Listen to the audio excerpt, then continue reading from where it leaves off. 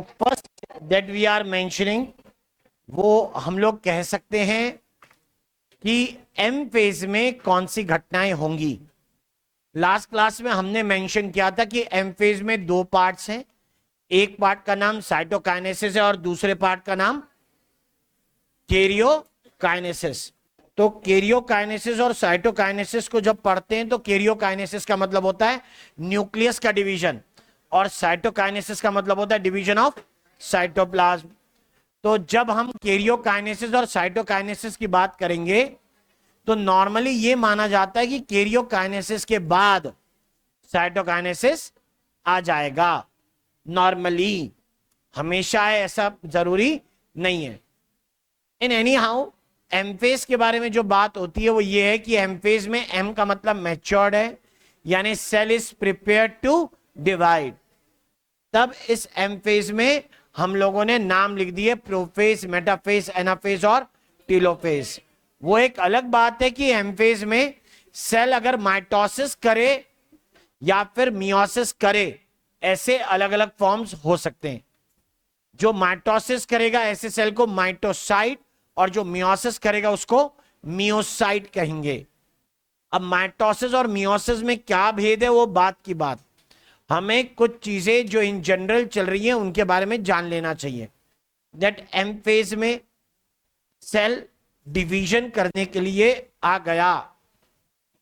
हमें पढ़ हैं एम फेज,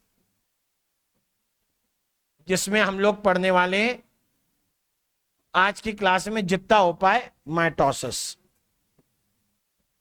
और हम पिछली क्लास में जो पढ़ के आए थे वो ये था सेल्स में, फिर यही लिखूंगा, in G naught suspend the cell cycle, वो सेल साइकिल को सस्पेंड करते हैं। राइट, मैं फिर से यही मेंशन करूंगा, I am not going to change this. Answer officially यही है। जहां भी कहीं कुछ और दिख रहा है उसको चेंज कर लेना, ये लगा लेना। अपने मॉड्यूल में भी गलती हो सकती है।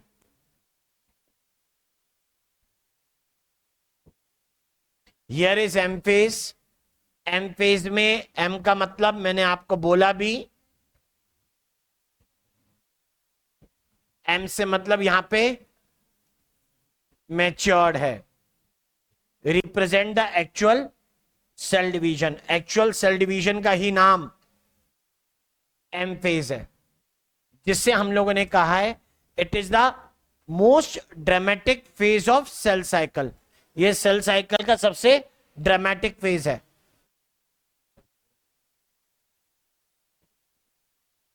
ठीक, तो जब ये सेल साइकिल का सबसे ड्रामेटिक फेज होगा, इसका मतलब हम लोग कहते हैं कि इसके अंदर बहुत सारे चेंजेस आएंगे। बहुत सारे चेंजेस आएंगे मतलब वो चेंजेस जो विजुअल हैं।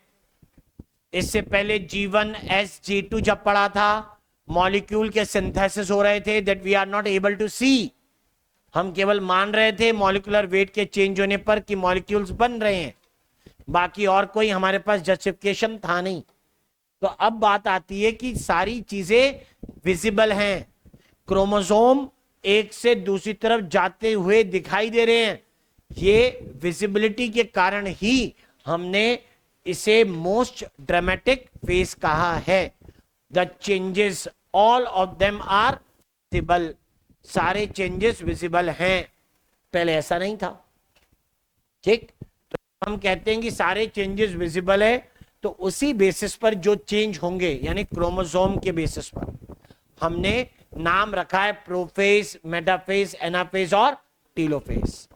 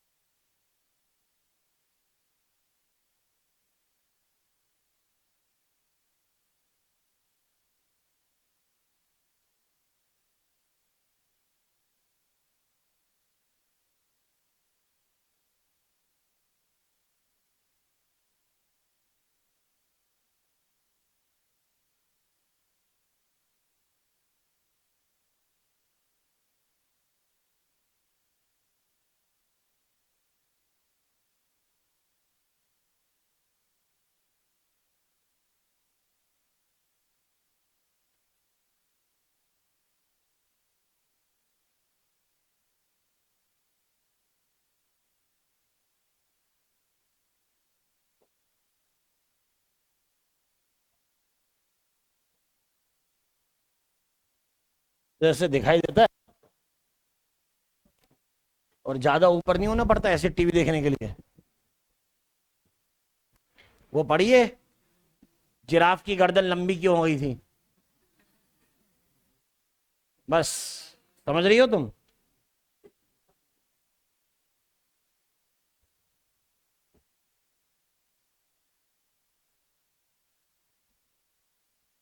Most dramatic phase, the changes are visible. Changes जो होंगे वो कैसे विजिबल हैं, और उन्हें आप क्रोमोसोम में आने वाले चेंजेस के बेसिस पर ही डिवाइड करेंगे। यहां नाम दिया है एक स्टेज का नाम जिसे कह रहे हैं karyokinesis, the division of nucleus. The other stage is cytokinesis, the division of cytoplasm. Normally we state, normally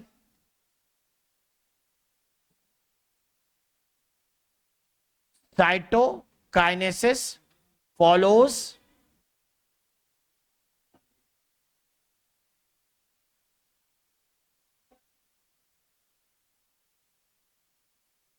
karyokinesis.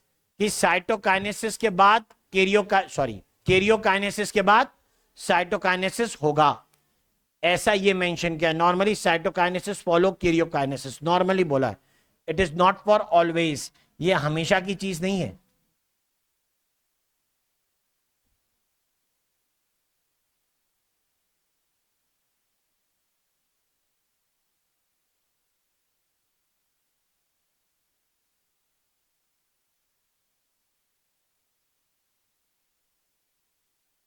So finally we are with M phase, और एम फेज में हम लोगों को पढ़ने डिवीजन के टाइप्स।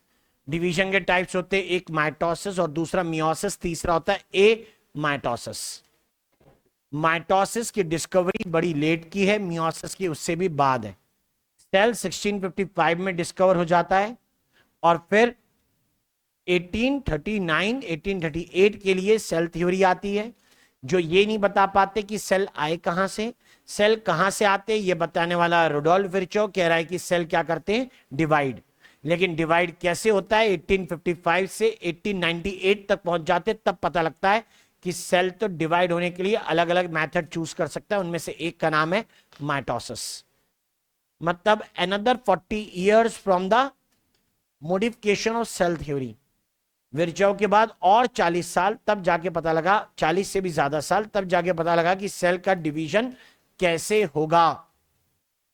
और जब ऐसा कोई मेंशन करता है तो इसका मतलब है कि सेल डिवाइड तो पहले से हो रहे थे। अब कौन सा सेल कहां डिवाइड करता है, कैसे डिवाइड करता है, वो वाली बात है। इससे पहले कि सेल एम फेज में आए, उसने एस और G2 को पास कर लिया, यानी वहां पे वो क्रॉस हो चुका है। एस में रेप्लिकेशन ऑफ डीएनए होता है, और G2 में बची हुई चीजें जिनका रिक्वायरमेंट आगे डिवीजन में है वो सारी आएंगी। So this is how S and G2 are important. यानी मैं ऐसा ही लिखूंगा कि सेल एस और G2 के बाद एम में आया है, G1 मत लिखना, क्योंकि G1 के बाद सेल G0 में भी जा सकता है। G1 में सेल है तो जरूरी नहीं है कि एस और G2 में आए और फिर एम में जाए। लेकिन जब सेल एस में आ गया, उसके पास और कोई रास्ता नहीं है, वो ऑब्वियसली कहां चला जाएगा, एम में जाएगा ही। एस से आएगा G2 में तो पक्का एम फेज तक पहुंच जाएगा, ऐसा माना जाता है। There is a material named MPF, पूरा नाम maturation promoting factor.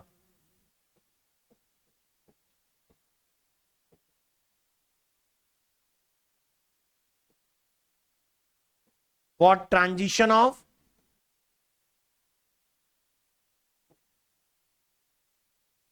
G2 to M, cell G2 से M में आ जाए, ऐसा ट्रांजिशन इन्होंने ही करवाया है।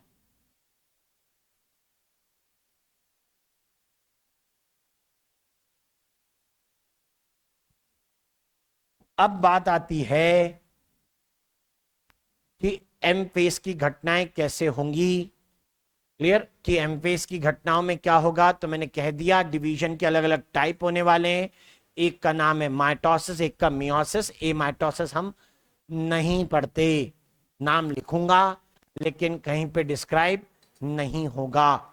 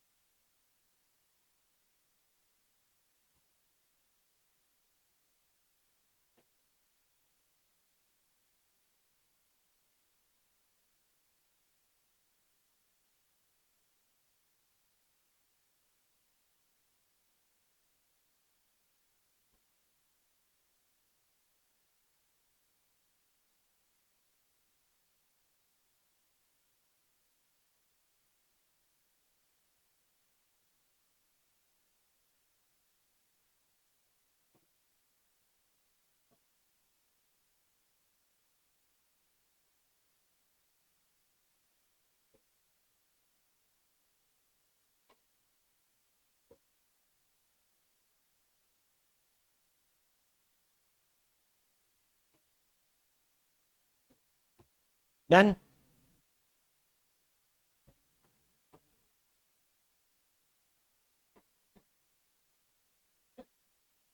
Means depending on the kind of the cell in the organism and the need. एक ऑर्गेनिज्म में ही टाइप ऑफ सेल कौन से हैं और उनकी रिक्वायरमेंट के बेसिस पे डिवीजन के टाइप अलग अलग हैं। जब मैं अब माइटोसिस बोलूंगा तो इसका मतलब इंटरफेस को इंक्लूड कर देना। माइटोटिक साइकिल का मतलब होगा इंटरफेस प्लस एमफेज। मियोटिक साइकिल का मतलब होगा इंटरफेस एंड एमफेज। टोटल, केवल पोर्शन नहीं, क्योंकि किसी भी सेल को डिवाइड करने से पहले क्या करना पड़ेगा? इंटरफेस। तो आप ऐसे यहां पे मेंशन कर सकते थे,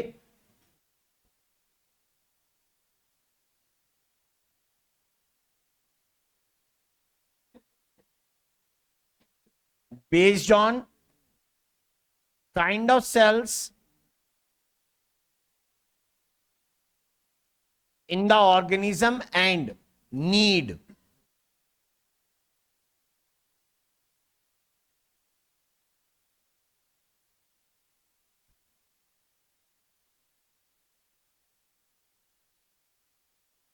सेल डिवीजन विल बी, हम लोग टाइप पढ़ेंगे अलग अलग। एक का नाम माइटोसिस और दूसरे का नाम मियोसिस। किसी को आमने सामने लिख रहे हैं तो अपोजिट लिख रहे हैं, अपोजिट हैं ये नहीं। ठीक है, बहुत सारे इवेंट सेम हो सकते हैं, डिफरेंट। देखो, किसी चीज को कॉन्ट्रास्ट में बताना और डिफरेंसेस बताना, दोनों बातें हमेशा सेम नहीं होती। व्हाइट और ब्लैक कॉन्ट्रास्टिंग भी है, अपोजिट नहीं। कॉन्ट्रास्टिंग तो ब्लू और ब्लैक भी होता है।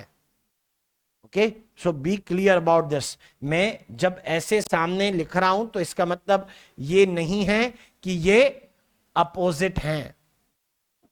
This doesn't mean that these two are opposite to each other.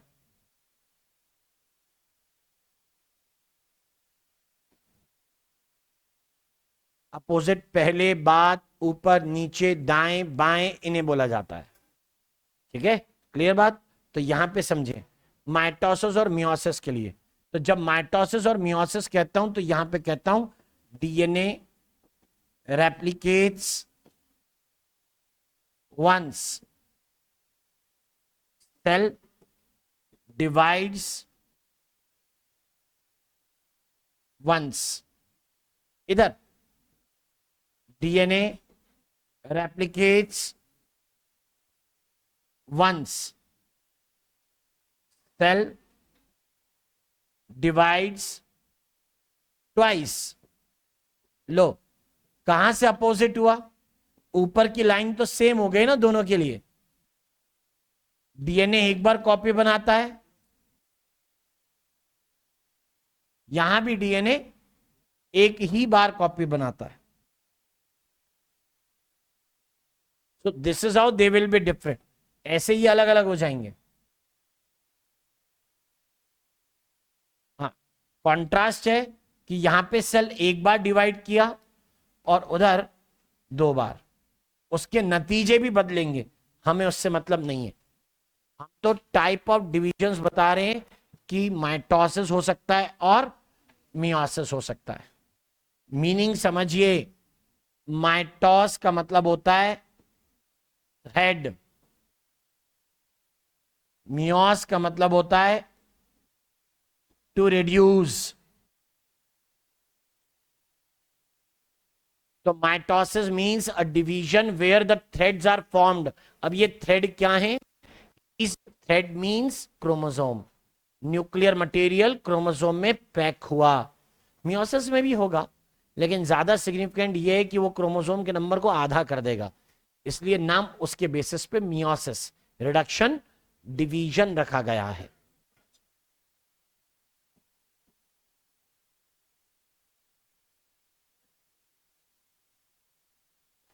बाकी चीजें आगे आएंगी। हम पहले पढ़ेंगे माइटोसिस, फिर पढ़ेंगे मियोसिस के बारे में।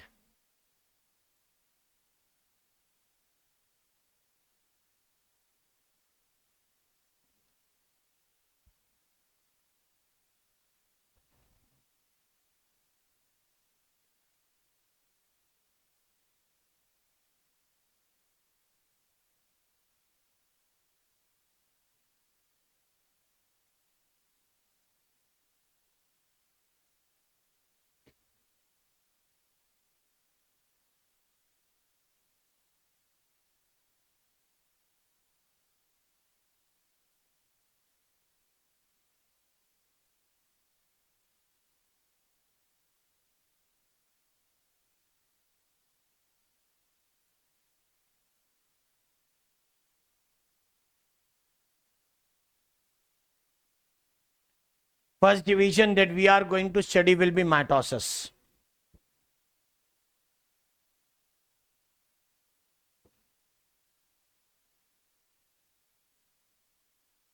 बात यही है कि अगर ऊपर की लाइन पे पढ़े ना, kind of cells in the organism and need of the cell division, तो हमें पढ़ना, हमारे बुक में सेल डिवीजन चाहे माइटोसिस हो या मियोसिस हो, एनिमल्स के लिए दिया है।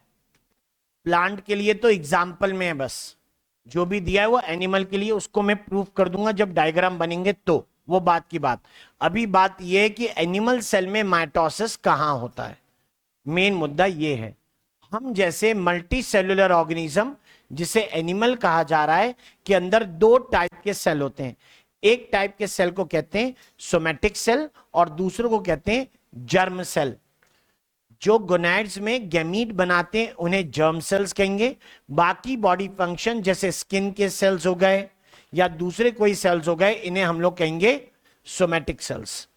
दोनों ही सेल, चाहे सोमैटिक बोले या germ cells, they are diploid, मतलब पेयर्ड क्रोमोसोम्स वाले हैं। लेकिन इनमें से जर्म सेल मियोसिस करता है और सोमैटिक सेल माइटोसिस। एनसीईआरटी की लाइंस को क्लियर कर समझना, आगे मियोसिस में कनेक्ट करेगा। यही सीखना है कि वो कैसे 3 पेज 4 पेज के बाद चीजों को पुराने से रिलेट करते हैं और फिर 3 चैप्टर बाद फिर से यही काम करते हैं। इसकी कैपेबिलिटीज हमें होनी चाहिए, यही सबसे ज्यादा जरूरी है। तो वेयर माइटोसिस अकर्स, अगर ऐसी बात मैं कहूं तो मैं लूंगा एनिमल सेल को, या कहें एनिमल्स को।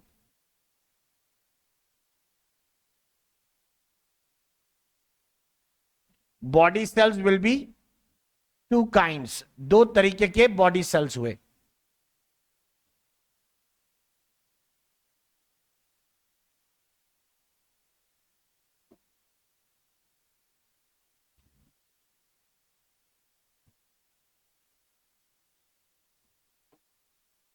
एक तरीके के बॉडी सेल्स जिसे मैं मेंशन करता हूं, दैट विल बी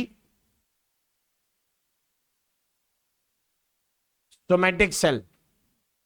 दूसरे टाइप के सेल को हम लोग लिखते हैं जर्म सेल। इंपॉर्टेंट चीज फाइंड आउट करने की तो जरूरी है नहीं, पहले ही पढ़ चुके हैं कि यहां सोमेटिक सेल में प्लॉइडी मैंने आपको जस्ट बताई कैसे, डिप्लॉइड। जर्म सेल भी कैसे, डिप्लॉइड। और सोमेटिक सेल का पर्पस है ग्रोथ करना, रिपेयर ऑफ ऑर्गन्स या टिश्यूज करना। तो तब जब हम इसे मेंशन करते हैं तो हम लोग कहेंगे सोमेटिक सेल की कंडीशंस को that it is going for mitotic divisions. Mitosis से जब यहां सेल डिवाइड हुआ तो हम लोग कहेंगे दैट रिजल्टेड इन, यहां पर जो हुआ उसे हम लोग कहेंगे ग्रोथ। यानी जो नए सेल बने वो भी कैसे होंगे, डिप्लॉइड। यहां सेल्स जो हैं डिप्लॉइड हैं, लेकिन डिवीजन का जो टाइप है वो मियोसिस है। बनने वाले सेल गैमीट्स हैं, और इसीलिए प्रोसेस का नाम मैं अलग से लिख देता हूं, इसे मैं लिखूंगा गैमेटोजेनेसिस।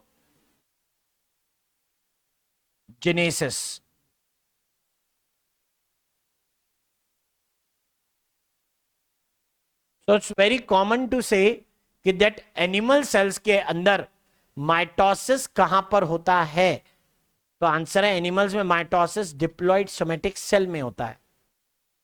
ठीक, यानी डिप्लॉइड सेल में होता है, हैप्लॉइड सेल में होते हुए दिखाई नहीं दे रहा। हमारे हैप्लॉइड सेल का मतलब क्या होगा, गैमीट्स।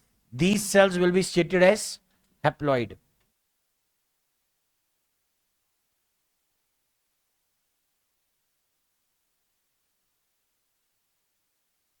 उन्हें जाने दें, उससे मतलब हमें रखना नहीं, हमें तो इसके बारे में जानना है कि क्या ये हैप्लॉइड सेल मियोसिस कर माइटोसिस करते हैं या नहीं। ठीक है, कंपेयर कर लेते हैं हम लोग, जान लेते हैं इसके बारे में। लाइन सीधे सीधे लिखनी है दैट इन एनिमल्स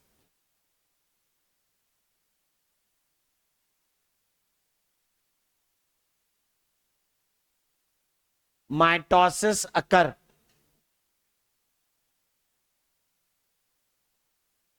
कॉमनली, या फिर कॉमनली न लिखूं तो बाद में मेरे को एक्सेप्शनली लिखना पड़ेगा। ठीक है, चल अच्छा, एनसीईआरटी की लाइन के जैसा ही लिखते हैं, अकर इन डिप्लॉइड सोमेटिक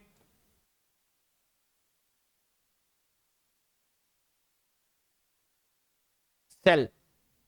डिप्लॉइड का मतलब 2n से है। ठीक है, डिप्लॉइड का मतलब 2n से है।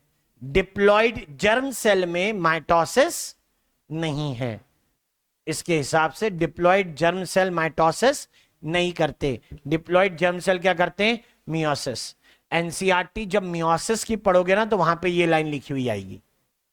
आगे की बात, अगर मैं कहता हूं कि क्या कोई एक्सेप्शन है, हाँ एक्सेप्शन है। एक्सेप्शन के एग्जाम्पल्स कहां हैं, तो एग्जाम्पल्स मिलते हैं कुछ सोशल इंसेक्ट्स में, जैसे कि हनी बी। हनी बी के अंदर जो गैमीट्स हैं वो बिना फर्टिलाइजेशन के नया इंडिविजुअल बना सकते हैं, female gametes. An exception,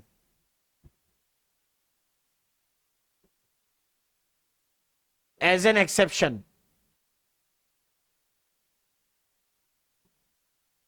in some social insects,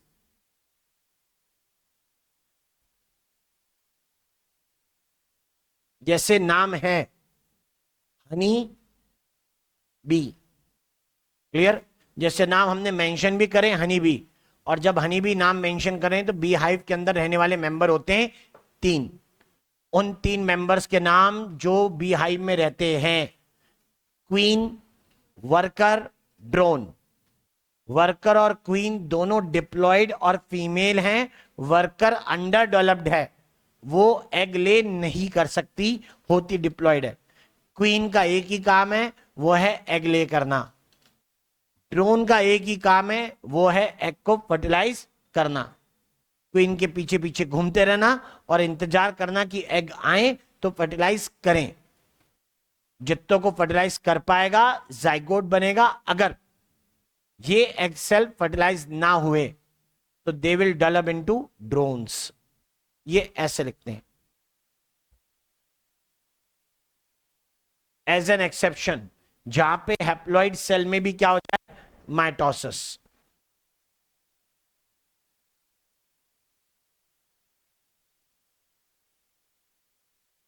queen B, इधर लिखते हैं ड्रोन बी, ये डिप्लॉयड है, ये हैप्लॉइड है, दोनों में माइटोसिस होगा, इसमें भी इसमें भी।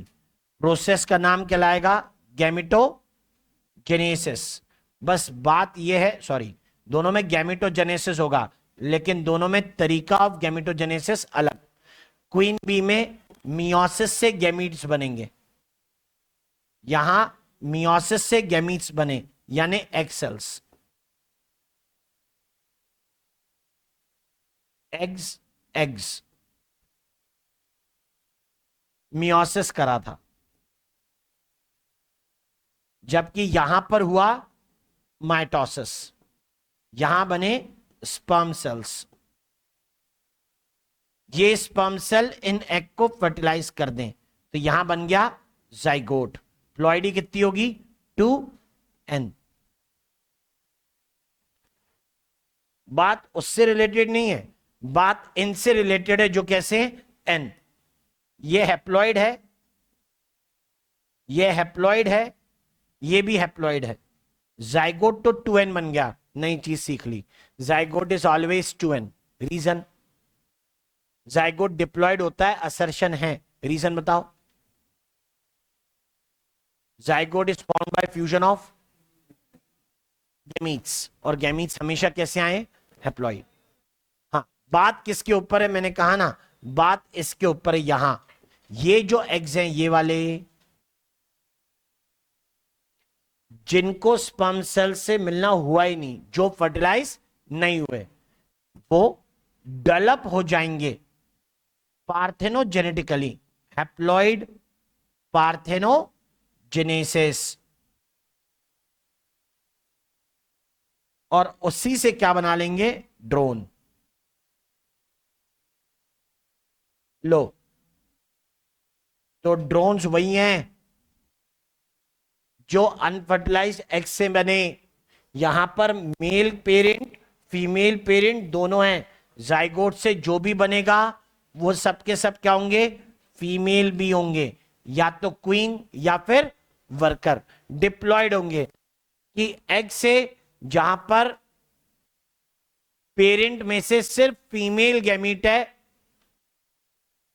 मेल गैमीट है ही नहीं, फर्टिलाइजेशन हुआ ही नहीं। ड्रोन के पिताजी नहीं होते, उन्हें पिता का प्यार नहीं मिला, इसलिए वो हैप्लॉइड रह गए। यानी किसी हैप्लॉइड स्ट्रक्चर में डिवीजन माइटोसिस भी हो सकता है, किसमें, एनिमल में, but that's an exception. Common diploid cell में होगा। यहां कैसे हो रहा है, हैप्लॉइड सेल। और हैप्लॉइड सेल कौन होते हैं एनिमल्स में, गैमीट्स।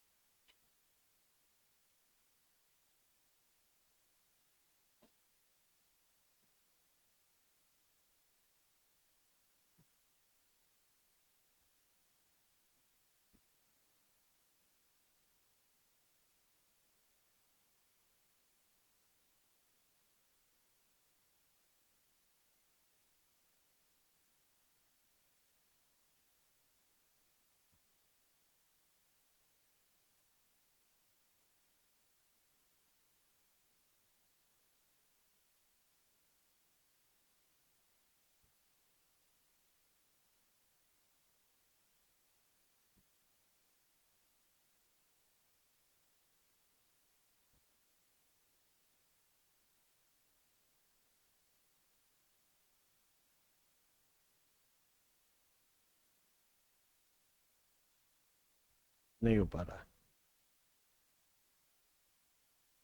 तो हम लोग इसके लिए यही बात कह सकते थे, इतनी कहानी के लिए एज एन एक्सेप्शन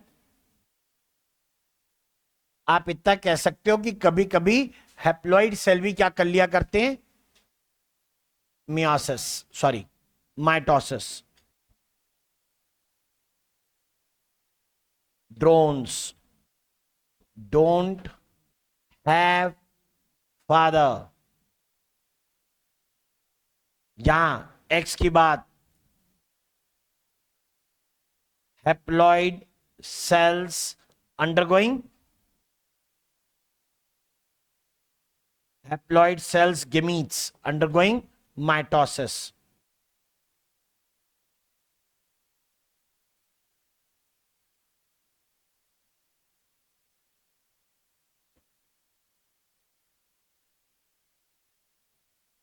चलो, इसका मतलब है कि एनिमल्स के अंदर हमारे पास दो एग्जाम्पल मिल जाते हैं। एक माइटोसिस होगा किसमें, हम कहेंगे डिप्लॉइड सोमेटिक सेल में, और कभी कभी एक्सेप्शन के बेसिस पर सोशल इंसेक्ट्स में, जैसे कि honey B.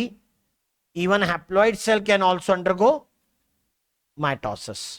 Relevant points boxes में।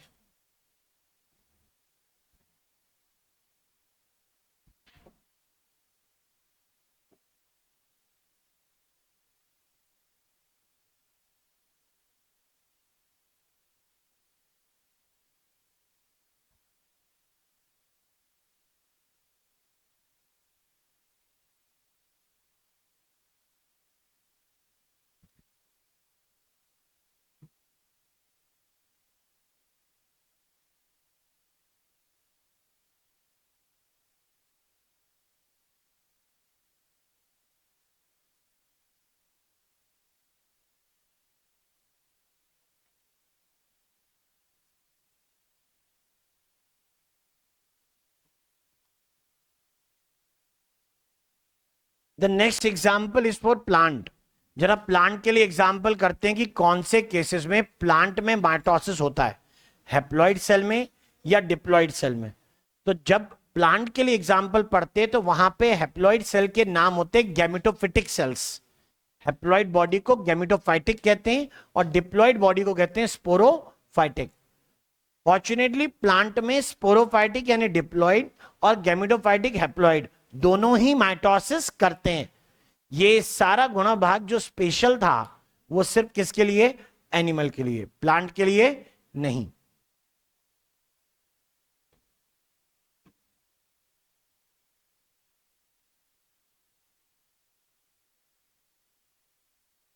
इन प्लांट्स हमारे पास दो तरीके के सेल होंगे। एक जिसे कैटेगराइज कर रहे हैं स्पोरोफाइटिक सेल्स, ये डिप्लॉइड हैं।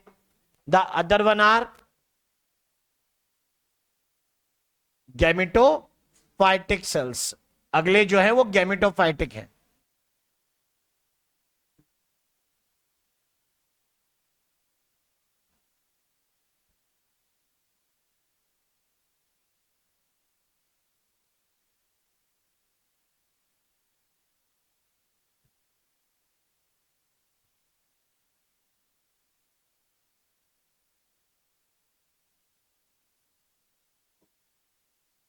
अब ये सेल्स मैंने बताया आपको कैसे, डिप्लॉइड यानी लिखेंगे 2n, और ये हम लोग बोलेंगे हैप्लॉइड माने कहेंगे n।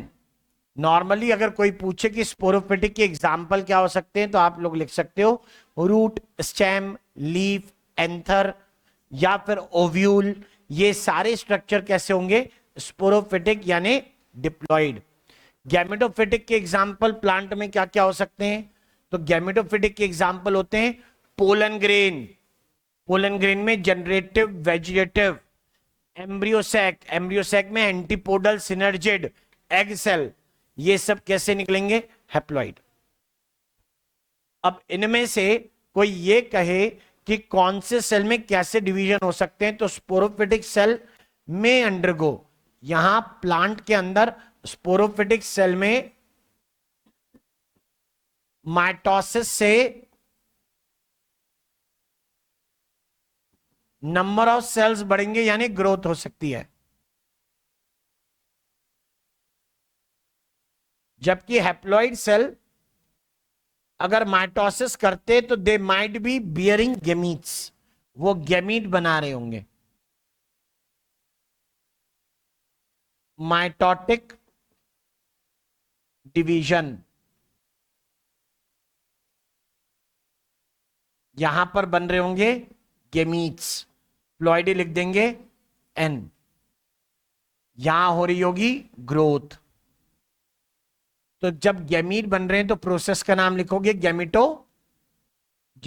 लो, प्लांट में गैमेटोजेनेसिस माइटोटिक है, एनिमल में गैमेटोजेनेसिस मियोटिक। क्लियर? दोनों कंडीशंस अपोजिट।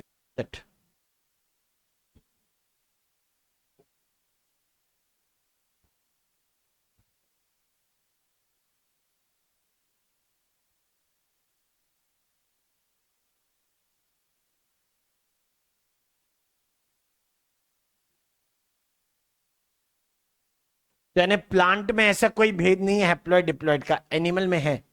वहां पे माइटोसिस की जगह लगभग फिक्स सी है। यहां पे हर एक टाइप का सेल माइटोसिस कर सकता है, हैप्लॉइड भी और डिप्लॉइड भी। कोई पूछे प्लांट के अंदर, एनिमल के अंदर डिप्लॉइड सेल हैप्लॉइड सेल कौन माइटोसिस करेगा, मियोसिस करेगा कि नहीं, अगर ऐसा कुछ बताना हो तो मैं एक ऐसा करता हूं, काम करता हूं, टेबल बनाता हूं। टेबल पे ध्यान दें।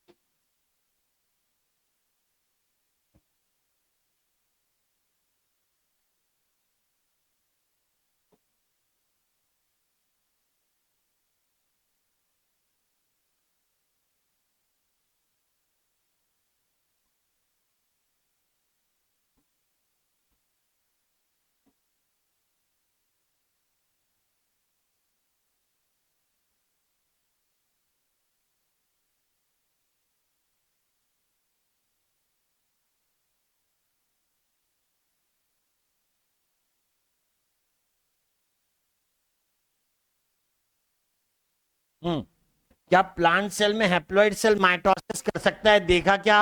हाँ, देखा, माइटोसिस हो सकता है। क्या प्लांट सेल में, डिप्लॉइड सेल में माइटोसिस हो सकता है क्या? हो सकता है। मैं तो कह रहा हूं आप आगे पढ़ोगे कि यहां पर मियोसिस भी हो सकता है। एनिमल सेल में, हैप्लॉइड सेल में क्या माइटोसिस हो सकता है? तो हम लोग कहेंगे mitosis is not common. Mitosis यहां पर कॉमन नहीं है। माइटोसिस कॉमन होगा डिप्लॉइड सेल्स के अंदर।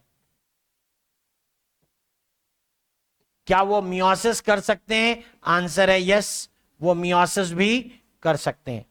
मेन मुद्दा इसके बारे में, एनिमल सेल में माइटोसिस के बारे में।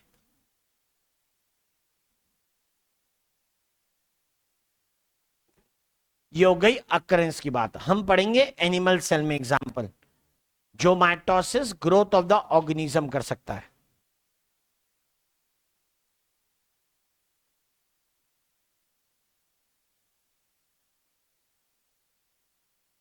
हम्म,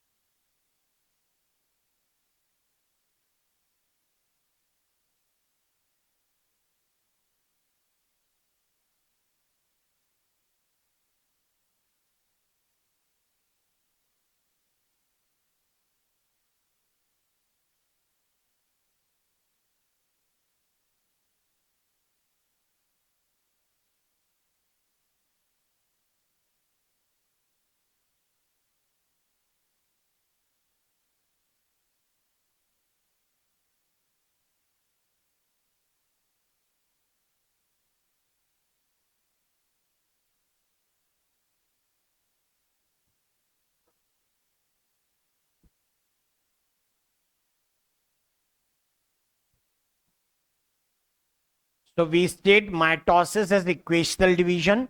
इक्वेशनल डिवीजन तभी बोल सकते हो किसी को जब जैसी बिगिनिंग थी वैसा ही एंड हो। जैसे किसी अलजेब्रिक इक्वेशन या किसी जगह पे आपने मैथ्स में पढ़ा हो LHS इक्वल टू RHS, अगर ऐसा कुछ हो तो वैसे में हम लोग इक्वेशनल डिवीजन की बात कर सकते हैं कि पेरेंट सेल की जो सिचुएशन रही हो डॉटर सेल भी वैसे ही बने, तो उसे हम लोग इक्वेशनल डिवीजन का नाम देंगे। अब ये इक्वेशनल डिवीजन कैसे हुआ माइटोसिस, तो वो पढ़ने लायक चीज है। कहते हैं कि डीएनए एक बार कॉपी होता है, सेल एक बार कॉपी होता है, यानी डीएनए का कॉपी होना, ये एक सेल है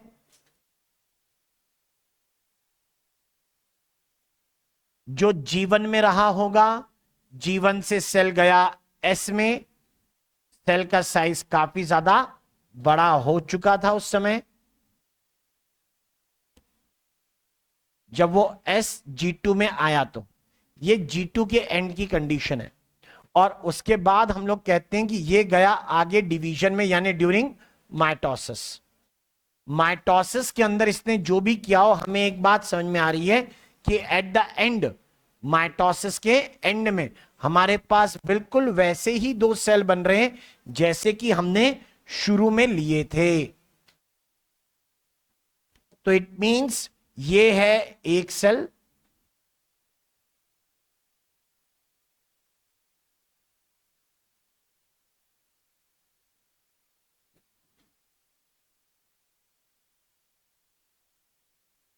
इंटरफेस को क्रॉस कर दिया है, इधर एमफेस को भी क्रॉस कर दिया है।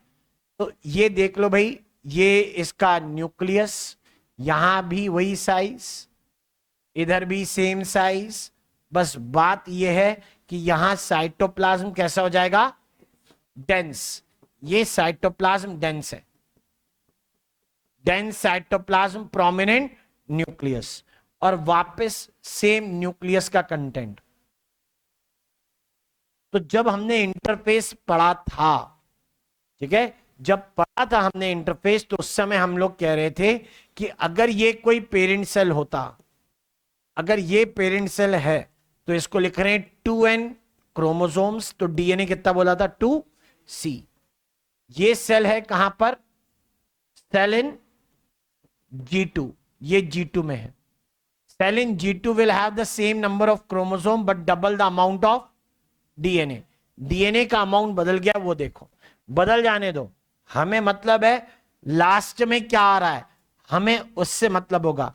ये एम फेज में गया, और यहां लास्ट में बताते हैं at end of mitosis, mitosis के एंड में दो डॉटर सेल बने, उसके पास में नंबर ऑफ क्रोमोसोम हर एक के पास 2n है, और डीएनए का अमाउंट वापस क्या है, 2C। We started from 2C, we are ending in 2C। यही चीज कंफर्म करती है इक्वेशनल डिवीजन, यानी the daughter cells formed at the end of mitosis are parents in number of chromosomes and amount of DNA. Line का meaning, equational division का meaning, the two daughter sales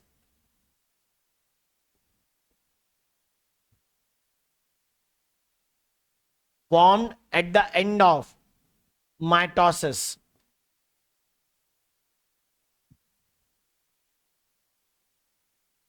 are alike to their parent, मतलब एक दूसरे से तो same होंगी, in number of chromosomes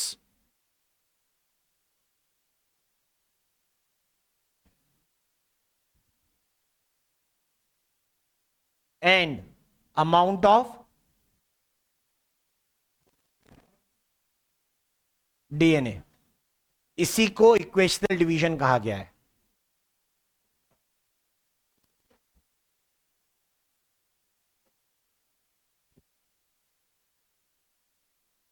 यानी कि ऑप्शन दें mitosis is equal to equational division as 2 daughter cells are formed, नहीं। 4 डॉटर सेल्स आर फॉर्म्ड, नहीं। The amount of DNA is same as parent cell, इसके बेसिस पे आप उसको इक्वेशनल डिवीजन बोल सकते हो, नंबर ऑफ सेल के बेसिस पर नहीं।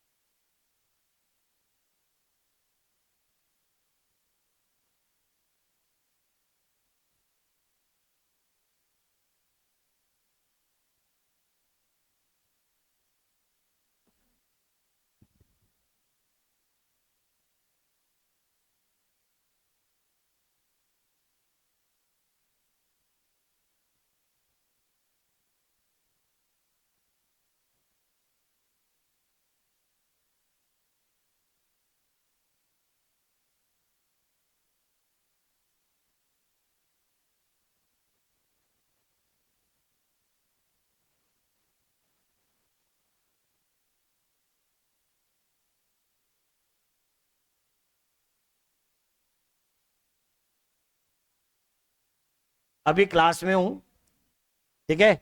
तेरा एग्जाम्पल मैंने यहाँ पे कुछ बैचेस में दिया था बच्चों को। एग्जाम्पल ऐसे दिया था, पहले अपना एक इंट्रोडक्शन दे कि अभी क्या कर रही है।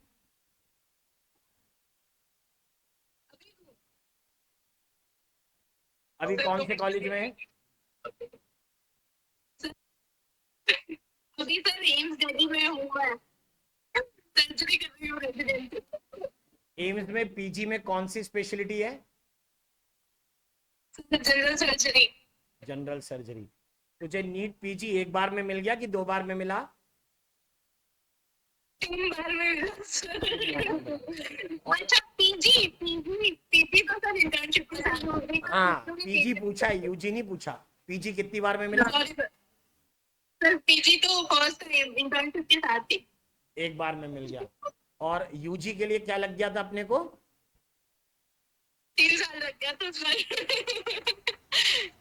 हिंदी मीडियम की स्टूडेंट इंग्लिश मीडियम के बैच में पढ़ी, उससे सिलेक्ट हुई तीसरे अटेम्प्ट में, और उसके बाद फर्स्ट अटेम्प्ट में पीजी में।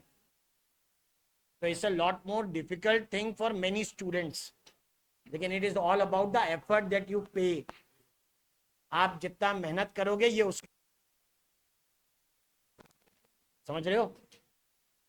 चलो कभी तब मिलेंगे दिल्ली आके, ठीक है ना। बाकी वहां पर अर्जुन भी है, वो INI-CT से गया है, इंटीग्रेटेड से। J1 पे था अर्जुन अग्रवाल, जिसकी नीट पीजी की रैंक 2 थी।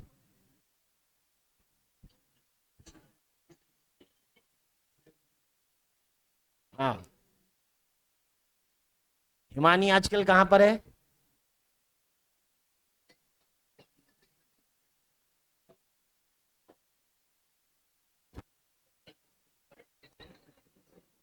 ये सब तुम्हारे साथ ही क्यों होता है? चलो सेलिब्रेट करो, ठीक है। Okay, thank you, bye.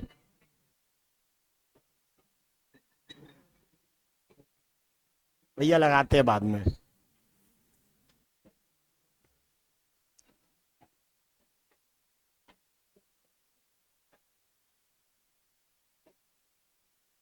हाँ भाई, ये हो गया 2 डॉटर सेल्स। तो आपने डॉटर न्यूक्लियाई के बेसिस पे इक्वेशनल डिवीजन कहा है, दैट्स क्लियर। या डॉटर सेल्स भी बोल सकते थे डॉटर न्यूक्लियाई के बजाय। Now the next other examples that we state here. अब इसमें बाकी जो एग्जांपल हम लोग बता सकते हैं वो ये कि दैट माइटोसिस को प्रोफेज, मेटाफेज, एनाफेज और टीलोफेज में डिवाइड किया है। हमने पहले भी कहा था अगर एम फेज को माइटोसिस मान लिया तो G2 प्री माइटोटिक और G1 पोस्ट माइटोटिक कहलाएगा। अभी बात चल रही है माइटोसिस की, प्योरली प्योर माइटोसिस की। तो माइटोसिस को we are going to divide in 4, 4 में। हायर स्टैंडर्ड की किताबें इसको 5 में डिवाइड करती हैं, वो बात अलग है, डायग्राम 6 है।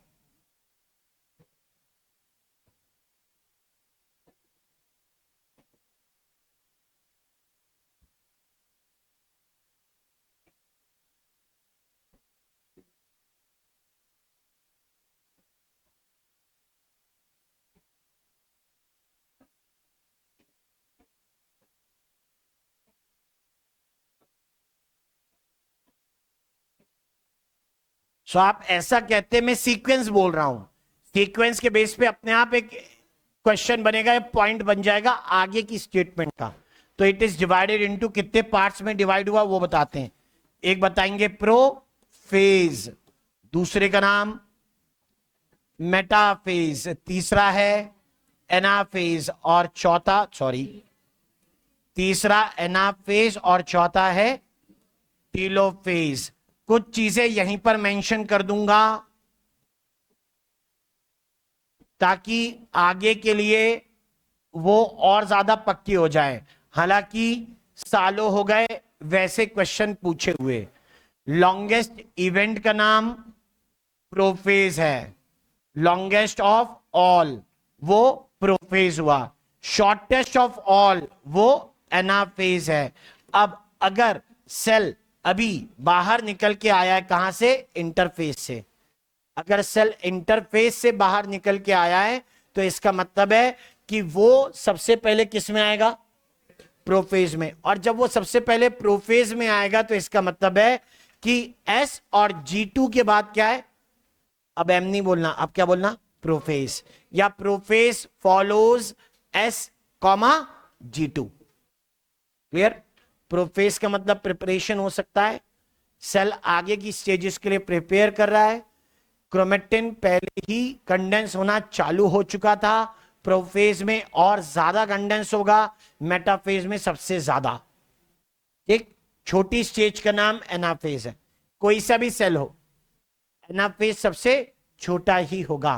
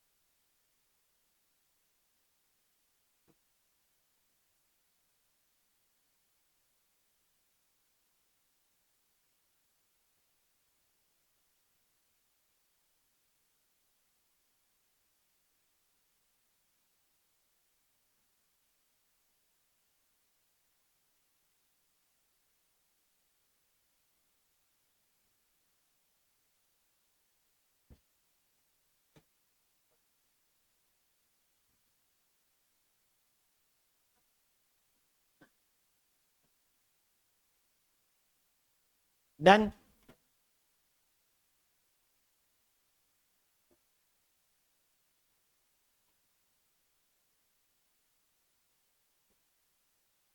तो डायग्राम पहले, वहीं पे डिस्क्रिप्शन के साथ आगे की चीजें पढ़ेंगे। ठीक है, पहले सारी चीजों को डायग्राम में देख लेते हैं, बाकी सब उसके बाद। मैंने कहा डायग्राम 6 है, स्टेज कितनी है, 4। जब कोई इवेंट ज्यादा लंबा हो जाए तो उसको अर्ली और लेट, पहले और बाद में बता सकते हैं। जैसे प्रोफेज को भी अर्ली और लेट में डिस्क्राइब करते हैं।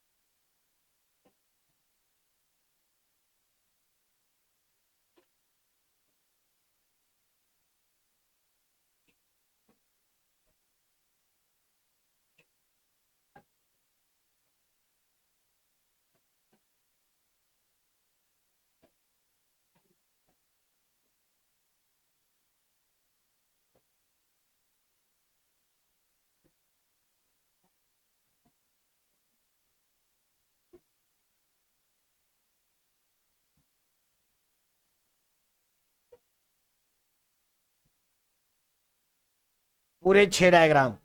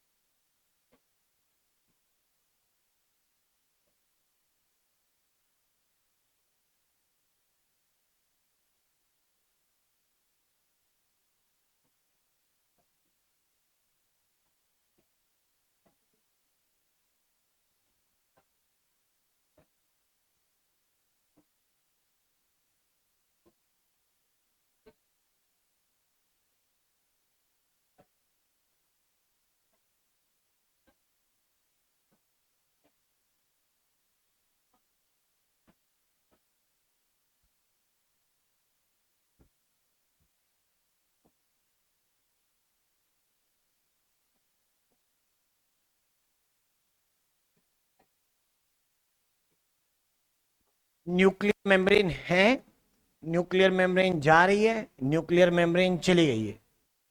ठीक है, आप कहते हैं कि जब सेल डिवीजन करने एम फेज में प्रोसीड करते हैं तो उस समय न्यूक्लियस का साइज बड़ा हो रहा होता है।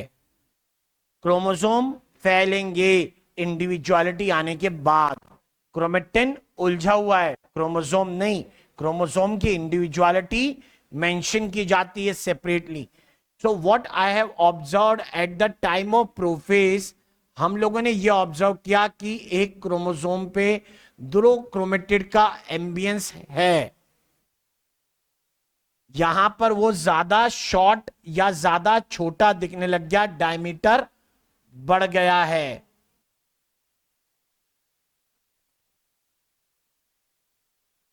राइट, दो क्रोमेटिड क्लियर होने लग गए। यहां हमने मेंशन कर दिया कि सेंट्रोमियर पर दो क्रोमेटिड आपस में जुड़े हुए होंगे। दैट इधर दूसरे या भी एक दूसरे में उलझे हो तो हो, लंबे टाइम तक नहीं रहने वाले। They will get separated from each other, वो एक दूसरे से अलग हो जाएंगे, क्लियर दिखने लगेंगे।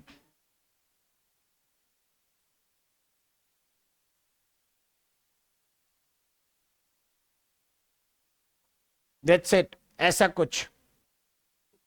हमने दो क्रोमोसोम बनाए, दो से ज्यादा भी बना सकते थे, समय ज्यादा लेगा और कुछ नहीं है, दो रहने दो।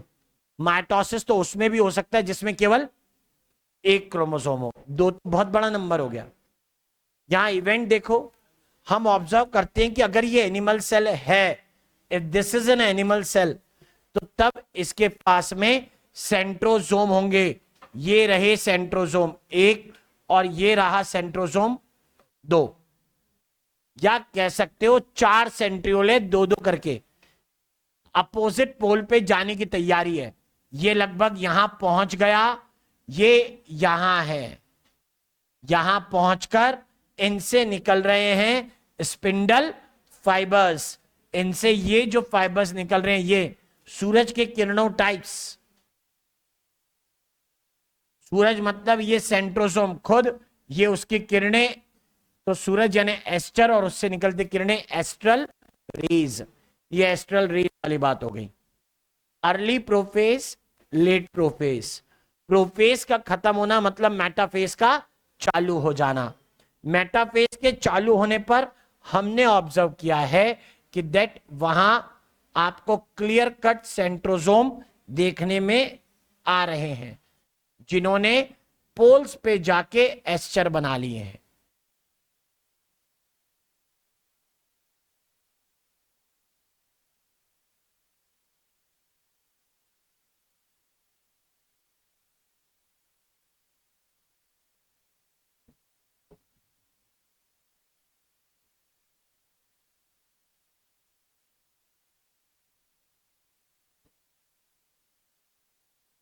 हम देखते हैं कि सेल मेटाफेज में जब जाएगा तब उसके पास न्यूक्लियर मेम्ब्रेन नहीं, endoplasmic reticulum, Golgi apparatus, vacuole, lysosome, ऐसी चीजें नहीं होंगी।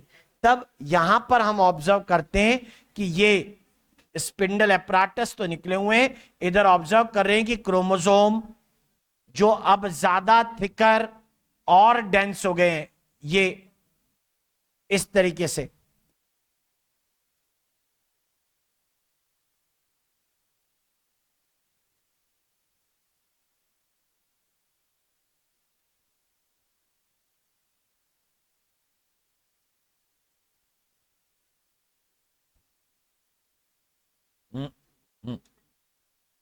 दिस इज सेंट्रोमियर, ऊपर सेंट्रोजोम, और यहां पे ये डिस्क लाइक स्ट्रक्चर बने। अब क्लियर है, ये स्टेज का नाम मेटाफेज है। सेल्स मेटाफेज की तरफ बढ़ रहे हैं, तब हम कह रहे हैं ये काइनेटोकोर का अपीयरेंस आ गया है। और मैं देख रहा हूं कि यहां से बढ़ता स्पिंडल फाइबर इसको फंसा लेगा, यहां से बड़ा इसे फंसा लेगा, ऐसे कि और भी एग्जाम्पल्स हो सकते हैं, यहां से बढ़ते हुए इधर, यहां से बढ़ते हुए यहां। इन सम अदर केसेस कुछ स्पिंडल फाइबर्स ऐसे हैं जो एक से दूसरे पोल तक बिना किसी रुकावट के लंबे हो गए। ये देखो, यहां से गए, यहां चले गए, किसी से कोई लेना देना नहीं। ये क्रोमोसोम तो ऐसे जैसे ऊन से गुना हुआ स्वेटर होता है, सिलाई उससे आर पार निकल जाती है, ये सिलाई की तरह उससे आर पार निकल रहे हैं। लेकिन सेंट्रोमियर काफी ज्यादा डेंस पैक है, इसलिए वहां पर क्या हो जाएंगे, अटक जाएंगे और वहां जाके फिर लपट जाएंगे। यही स्ट्रक्चर यहां पर दिखाई दे रहा है, जहां काइनेटोकोर पर ये माइक्रोट्यूब्यूल क्या हो गए, इसके साथ जुड़ गए या एसोसिएट हो गए। So this is how the structures can appear here. यहां पे ऐसे ये दिखाई देंगे। ये जस्ट दिखाने के लिए कि यहां से बढ़ते हुए इधर पहुंचा, यहां से बढ़ते हुए इधर। स्पिंडल फाइबर माइक्रोट्यूब्यूल्स हैं, माइक्रोट्यूब्यूल्स इलोंगेट होते हैं, मतलब पॉलीमराइज होते हैं, तब लंबे हो रहे होंगे, ये पॉलीमराइज हुए। This is transition to metaphase. आगे के इवेंट में और क्लैरिटी आ जाती है जब हम ऑब्जर्व करते हैं कि क्रोमोसोम क्लियर कट, देख इधर से ये काइनेटोकोर, इधर से ये काइनेटोकोर। अब ध्यान से सुनिएगा, दोनों क्रोमोसोम काइनेटोकोर पर स्पिंडल फाइबर जुड़ा है, दोनों तरफ से जुड़ा है। ये ऊपर से भी बंध गए, नीचे से भी बंध गए। ये एक क्रोमोसोम है ऐसे, ये ऊपर से भी बंधा हुआ है और नीचे से भी। अब ये पॉलीमराइज हो रहे यानी इलोंगेट, तो ये ऊपर से नीचे की तरफ धक्का देगा, ये नीचे से ऊपर की तरफ। Eventually they will come in the centre. दोनों कहां आ जाएंगे, सेंटर पे। यानी आप इनको यहां ऑब्जर्व करेंगे, अब दे विल बी हियर। ये एक क्रोमोसोम हो गया और ये दूसरा क्रोमोसोम,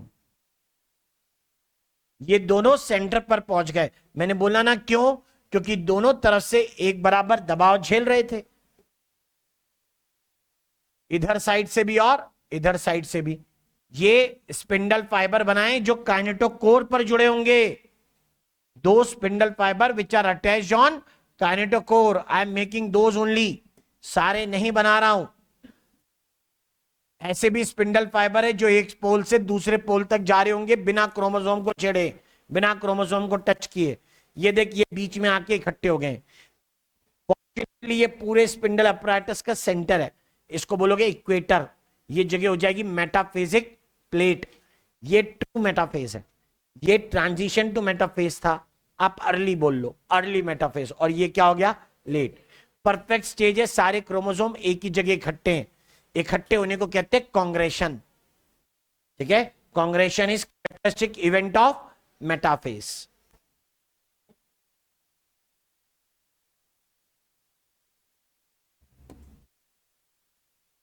ये अभी भी लंबे होने की कोशिश कर रहे हैं, कौन भैया, ये स्पिंडल फाइबर्स। बात ये कि ये येलो रेड जो है वो तो नहीं हो पा रहे, व्हाइट वाला लंबा हो सकता है ना, यानी स्पिंडल अपैरेटस लंबा और होना चाहता है। अच्छा, वो तो लंबा होना चाहता है, समस्या किसके ऊपर होगी, इनके ऊपर जो किसी किनारे पर बंधे हुए हैं, इधर से भी और इधर से भी। ये तो लंबे होते जा रहे हैं, यानी पोल से पोल एक दूसरे से दूर। जब ये एक दूसरे से दूर होंगे और ये बाजू वाले जो लंबे ना हो पाएंगे, क्या करेंगे। मैं कहता हूं पूरा स्ट्रक्चर लंबा हो रहा है और यहां पर ये कहते हैं कि हमें लंबा होना है, तो ये नीचे धकेलेंगे, ये ऊपर धकेलेंगे, नहीं कर पाएंगे। नहीं कर पाएंगे तो क्या करेंगे, टूट जाएंगे। टूटेंगे तो अपने अपने सेंट्रोमियर लेकर क्या होंगे, अलग। ये मेरे हिस्से का सेंट्रोमियर, तेरे हिस्से का। एक सिस्टर क्रोमेटिड ऊपर, दूसरा सिस्टर क्रोमेटिड नीचे, राइट। स्पिंडल अपैरेटस क्या कर रहा है, आप बोलेंगे कॉन्ट्रैक्ट कर रहा है। मतलब समझ रहे हो कॉन्ट्रैक्शन का क्या है, कॉन्ट्रैक्शन का मतलब है रिकॉइल करना। ये फैला हुआ है, ऐसे होना मतलब कॉन्ट्रैक्ट करना। तो जब स्पिंडल फाइबर ऐसे हैं तो मतलब कैसे, रिलैक्स्ड। ऐसे हो जाएंगे तो क्या कर रहा है, कॉन्ट्रैक्ट।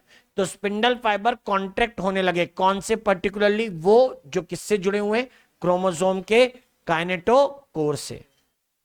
सेंट्रोमियर टूट गया, सेंट्रोमियर टूटा तो सिस्टर क्रोमेटिड अलग हुए। अलग हुए तो हमने ऑब्जर्व किया कि अलग होकर वो अपने अपने पोल पर जाना चाहते हैं, जाएंगे।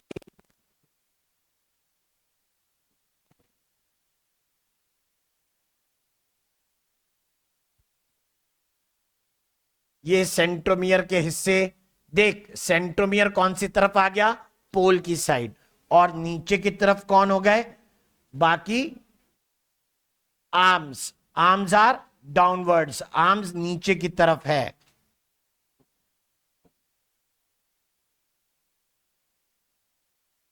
यानी इक्वेटर की तरफ। ये हो गए सेपरेट। वाह, 2 क्रोमोसोम लिए थे, वहां कितने दिख रहे हैं? 4। ठीक है, number of chromosome got doubled.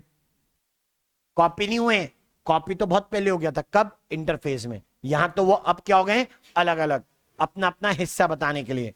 और यहां जाके हमने ऑब्जर्व किया कि बन गए 2 डॉटर न्यूक्लियस। यहां 2 डॉटर न्यूक्लियस वापस आ गए। ये एक,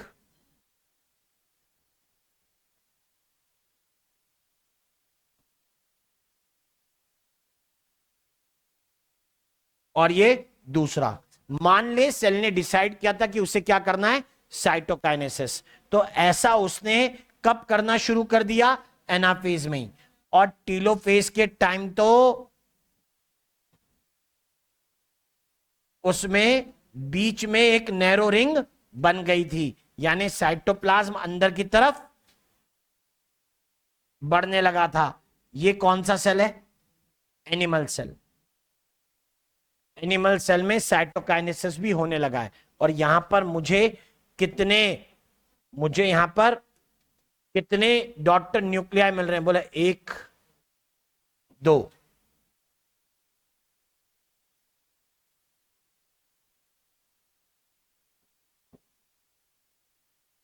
सारी की सारी स्टेजेस मेंशन। यहां पर 2n लिया था मैंने, डीएनए का अमाउंट कितना था? 4c। यहां पर भी 2n है, डीएनए का अमाउंट कितना है? 4c। यहां पर भी सेम 2n एंड 4c। यहां पर भी 2n कॉमा 4c। लेकिन इधर 2 times of chromosome number comma 4c, chromosome के नंबर डबल हो गए। और यहां मेंशन कर रहे हैं ऊपर के हिस्से पे जाएगा 2n कॉमा 2c, नीचे के हिस्से पे जाएगा 2n comma 2c। Equational division. This one early prophase, that one इसका नाम लेट प्रोफेज। ये ट्रांजिशन, तैयारी टू मेटाफेज।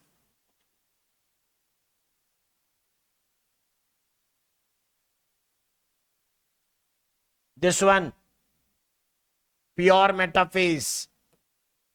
और ये है सबसे छोटा event, smallest of all. Event का नाम एनाफेज। और यहां खत्म टीलोफेज।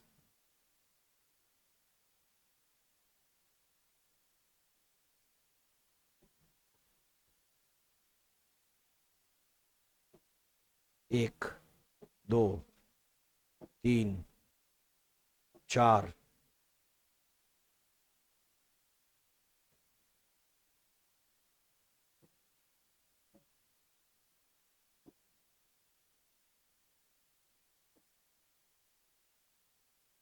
कौन सा बना रहे हो? कौन सा डायग्राम बना रहे हो भाई? लास्ट बना रहे हो? अरे ये अपना स्टाइल है। अरे मैं तुमसे पूछ रहा था ना कौन सा बना रहे हो। तुम कैसे करोगे? ये हम है ना, हम अलग अलग पेज पे करेंगे। मुझे अलग पेज पे दिखाना जरूरी है भाई, तुम्हें नहीं। बात समझ में आई?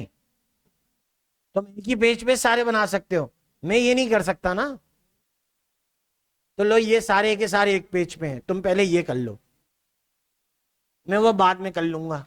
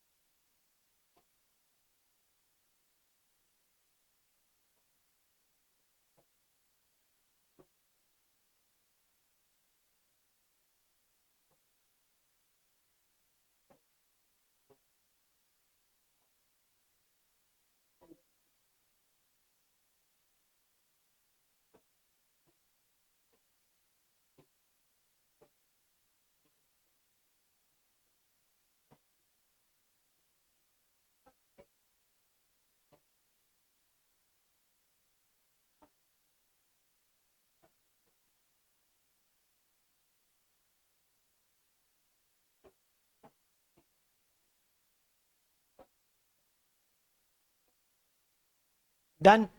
अब सुनो, ये पांचों स्टेज आप पढ़कर आना नेक्स्ट क्लास के लिए।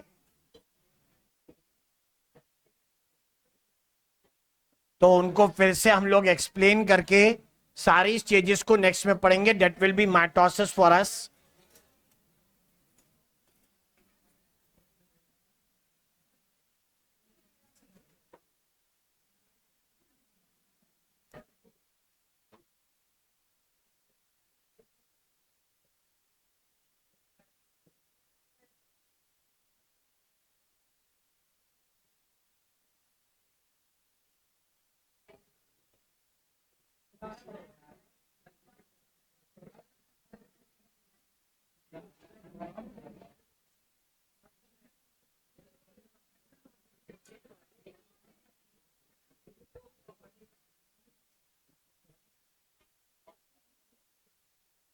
Mitosis stages.